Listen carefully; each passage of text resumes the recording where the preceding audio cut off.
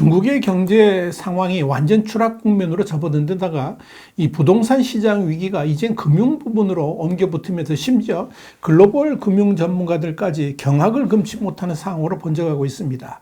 들불처럼 번져가는 이 중국의 위기 상황을 Y타임스가 추적해 봤습니다. 지금 시작합니다.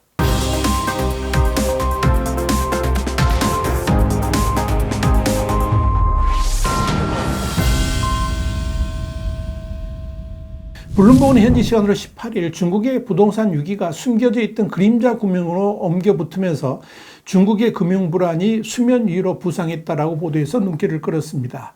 그림자 금융이라는 것은 은행처럼 신용을 창출하면서도 은행과 같은 규제는 받지 않는 금융기업이나 금융 상품을 일컫는 것인데요.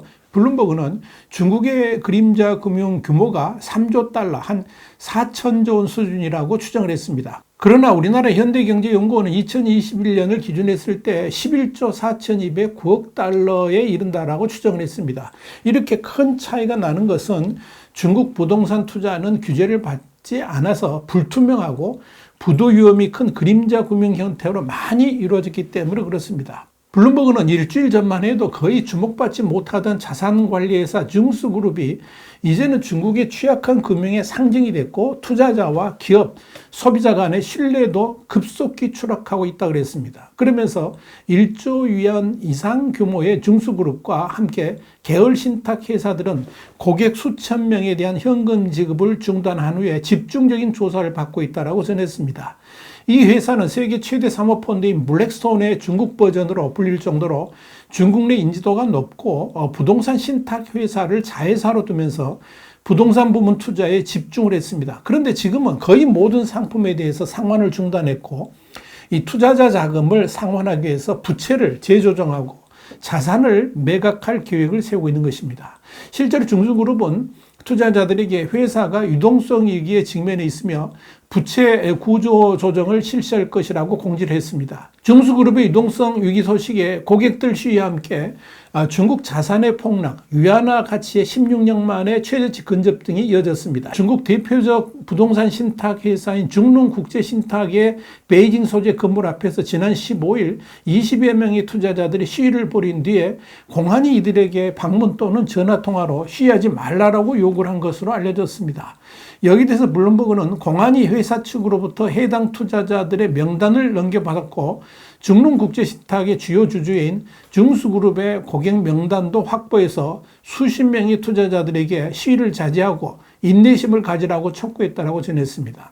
공안은 이들의 시위가 부동산 금융권 위기에 대한 중국 대중의 분노로 이어지는 것을 차단하는 데 주력하는 것으로 전해졌습니다. 그만큼 일촉즉발의 위기 상황이 이어지고 있다는 의미일 것입니다. 블룸버그에 따르면 이렇게 사태가 확산할 수 있는 중대성 탓에 중국 당국은 태스크포스를 구성했고 증수그룹은 구조 조정을 위해서 회계 컨설팅사인 KPMG와 계약을 맺었습니다. 이와 관련해서 BK 애셋 매니지먼트의 캐시리에는 증수그룹의 미지불 자금이 늘면서 문제가 커질 것이라 그러면서 중국은 지금 신뢰 위기를 맞고 있다고 말했습니다. 블룸버그 이코노믹스의 분석으로는 이 중국 신탁회사들은 잘 드러나지 않은 채 운영되지만 중국 전체 대출의 거의 10%를 차지할 정도로 규모가 큽니다. 중릉도 총 자산 6,290억 위안, 한 115조 원 중에서 670억 위안이 부동산 부분에 투자된 것으로 전해졌습니다. 이 중릉 같은 신탁회사들은 일반 금융기관들이 연 6에서 8% 이자를 주는데 반해서 2배 수준의 이자를 지급하면서 몸집을 키워왔습니다. 또 이들 신탁회사들은 자금을 불리기 위해서 과도하게 부동산에 투자를 했었는데 이 부동산 침체는 중릉과 같은 신탁회사들의 현금 경색을 불러오는 계기가 됐습니다. 부동산 투자는 가격 기준으로 디폴트의 74%를 차지할 정도입니다. 이렇게 최악의 금융위기가 중국을 덮치고 있는 가운데 설상가상으로 미국 국채금리가 치솟고 있어서 중국 경제는 더 치명적 위기 국면으로 빠져들 가능성이 높아졌습니다. 그만큼 미국 경제가 좋다는 방증입니다만 다른 한편으로는 중국이나 우리나라 같은 신흥시장에서 외국인 자금이 빠져나갈 유인이 된다는 뜻이기도 합니다. 현지 시간으로 16일 미 국채 10년물 금리는 15년 만에 최고치인 연 4.258%로 치솟았습니다. 이날 공개된 연방공개시장위원회 FOMC의 7월 회의록에 따르면 위원 대부분이 물가 상승과 싸움이 아직 끝나지 않았고 추가 금리 인상이 필요할 수도 있다 하는 입장을 보였습니다. 이런 중국 경제 위기는 글로벌 투자자들에게도 엄청난 충격을 준 것으로 보입니다. 이와 관련해서 옌스 에스클랜드 주중 유럽연합 EU 상공회의소 소장은 중국 경제의 신뢰 위기에 외국인 투자자들의 믿음이 산산조각 났다 그러면서 중국 당국에 신속하고 과단성 있는 대응을 촉구했다라고 홍콩의 사우스차이나 모닝포스트가 18일 보도를 했습니다.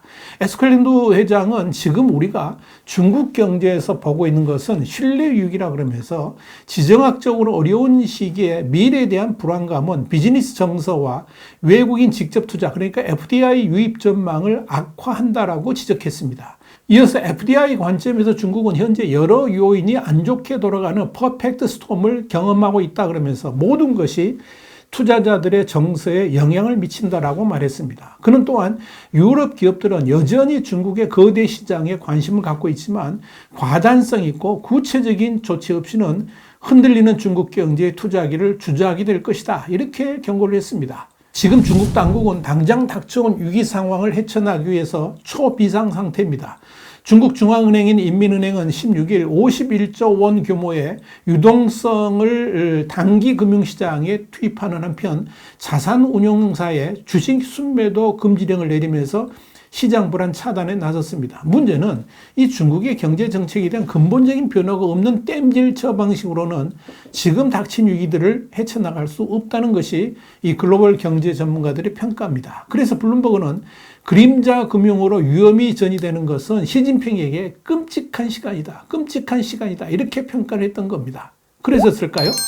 베이다이어에서 열렸던 전현직 최고위 관계자들의 휴가를 겸한 이 모임도 전격 종료되면서 베이징으로 돌아온 것이 확인됐습니다.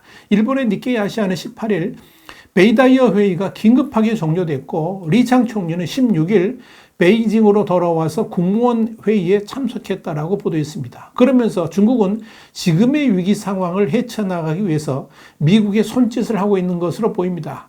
앞서 블룸버그 통신은 지난달 소식통을 인용해서 러먼드 장관이 이달 넷째 주에 중국을 방문하는 것을 목표로 하고 있다고 보도한 바 있습니다. 그런데 러먼드 상무장관이 외국인 투자 규제로 수많은 중국 기업들에게 타격을 준 장본인임에도 불구하고 중국 당국이 방중 환영 의사를 표시한다는 것은 이례적입니다. 이는 그만큼 중국 당국이 지금의 위기 상황 돌파에 미국의 도움이 절실하다는 것이고 미국도 중국 경제의 파국을 원치 않기 때문에 상당한 조율이 이루어질 수도 있을 것으로 예상이 됩니다. 와이타임 정세 분석이었습니다. 감사합니다.